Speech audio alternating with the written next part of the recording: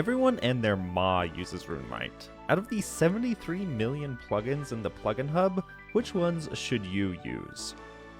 We already know that you can tag NPCs. This is probably one of the most used RuneLite plugins. But after a bit, you've just got a bunch of squares running around your screen. With Target True Tile, we can make it so only the monster we are currently fighting is tagged. And it has the cleanest way of showing the southwest tile. No more of those boxy squares. We are in the corner future now. It also has the option of making everything look cleaner by not letting the box overlap the NPC. This is such a beautiful plugin if you ask me. You know what else is beautiful? Except sometimes I'm just spam clicking through to take another contract, and instead of getting my usual hard contract, I take a lower leveled one. With the Dialogue Assistant, I can lock any dialogue options I don't like. It's a super easy interface. You just shift right click and you can lock or highlight if you want to specify an option. And now you can't accidentally click on them. You can only click on the options you want to click on. No more low-level farming contracts. No more low-level construction contracts. No more emptying vials. Wait. That's actually going to be a different plugin. Let's talk about the not empty plugin. I can't recall ever emptying a potion on purpose, but I can tell you I've emptied many a potion in HMT, trying to be quick so my team doesn't hit me with the... This is a super simple plugin, one you'll almost never notice, but if you accidentally empty a potion in a raid, you'll notice not having that potion. Speaking of raids, Tobbers are a bunch of lunatics who are convinced that 474 is the holy grail of Tob worlds. If you do not know, World 474 is a high-risk world, so when you die in the wilderness, you lose everything. Because of that, Tobbers think less people come to that world, so the ping is more consistent. Maybe it is. I've never noticed any advantaged, but what I have noticed is almost browning my pants when I tally to Anna Carl for the elite clue step I got from Tob. I'm not one of those lunatics that doesn't do my clues, so I've noticed this multiple times when I've accidentally wound up in the wilderness to do a quick clue on a high-risk world that I've gotten from Tob or TOA or even Cox. Luckily for us, there is a plugin called Wilderness Warnings that disables most options to accidentally wind up in the wilderness on these worlds. Still, be careful, as due to Jagex guidelines, they can't disable all the options. Status bars is such a nice plugin. I can monitor my HP and I can monitor my prayer, or I can monitor my HP and I can monitor my run, or I can monitor my prayer and my run, but I can't do all three. Now, I understand I'm outing myself as a pooper, but sometimes I run out of run in Tob or solo Cox and take unnecessary damage. I like to have information displayed. So we've got mini bars. You can change the size and location of these. Make yourself a little flag. And now you can run webs perfectly without running out of energy. But maybe you don't want more stuff on your screen. Maybe you want less stuff. I get a few comments asking me to play in the fixed mode, and I do like it. It's pretty nice.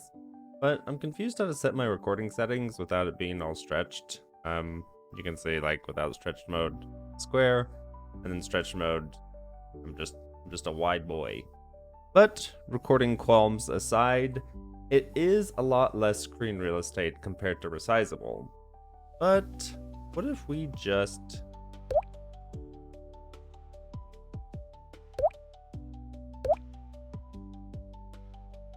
Fixed mode hider gives us a toggle similar to how you can toggle chat in resizable. So if you're a fixed mode lover, this gives you a bit more screen real estate. Talking about screen real estate, these dang bots keep filling up my screen. Luckily, we have two plugins to help with this. The first one is combat level muting. So many bots are just suicide bots that are stuck at level 3, so this plugin allows us to mute them. Sure, a few level 3 killer UIMs will get muffled in the process, but it's a risk we can take. Or if we want to go nuclear, we can use the area mute plugin. Just open your map and then right click the area, and we see we get a square of the area. Right click and mute region. Now, if we like to go to the Grand Exchange or somewhere quick to gear up, but don't want to be dealing with scammers or bots, bing bang boom, it's all done. Everybody's quiet, except that cat is still making noise, so never mind, it's a garbage plugin. Speaking of garbage, like a dump truck, like a butt, whatever, it's a good segue. The Nexus is a huge quality of life for any account, but its interface, let's be honest, this is a bit garbage. Even though Jagex is refusing to add the last few teleports to this thing, we're still up to 31 teleports in this bad boy. With the Nexus menu map plugin, we get this cool Leagues-esque map of the world. So if we know where we want to go, but we don't want to deal with the messy list, this is a much cleaner way to get around. We still have access to the original list even with this plugin, and all your hotkeys work either way.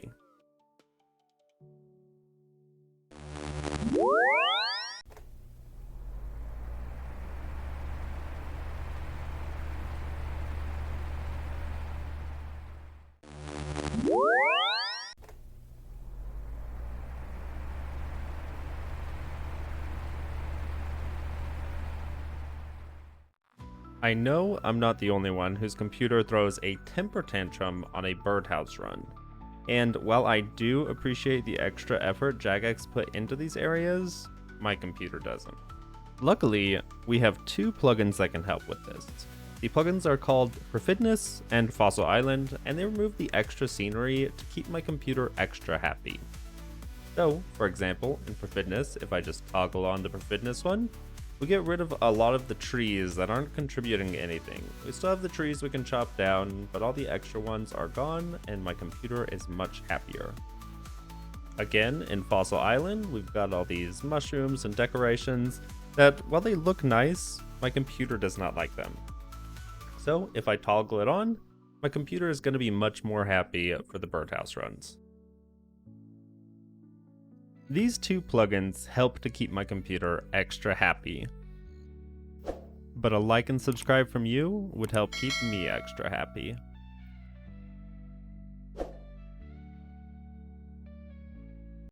And to keep you extra happy, you can use the Collection Log Luck plugin. So you can know when you're allowed to complain, and you can know when you're a spoon.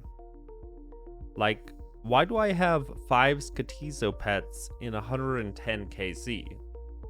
Or 2 Zulrah pets in 1364?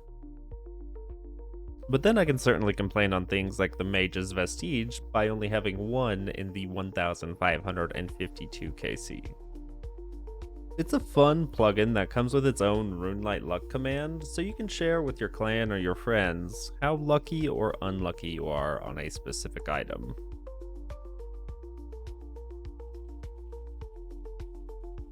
How is this guy moving like this? Like running one square at a time. Even doing this house. Any homes, maybe?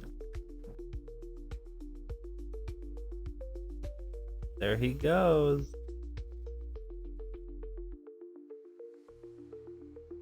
So bewildered. If I follow him, will my guy do it?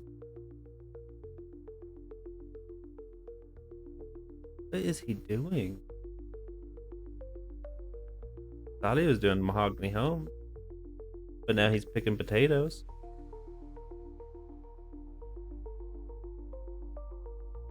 Yeah, it has me just walking while he does this run thing. Alright. I don't know what this man's doing, but he's having more fun than me. If you enjoyed the video, a like and subscribe really help me out. Either way, I hope you all have a fantastic day.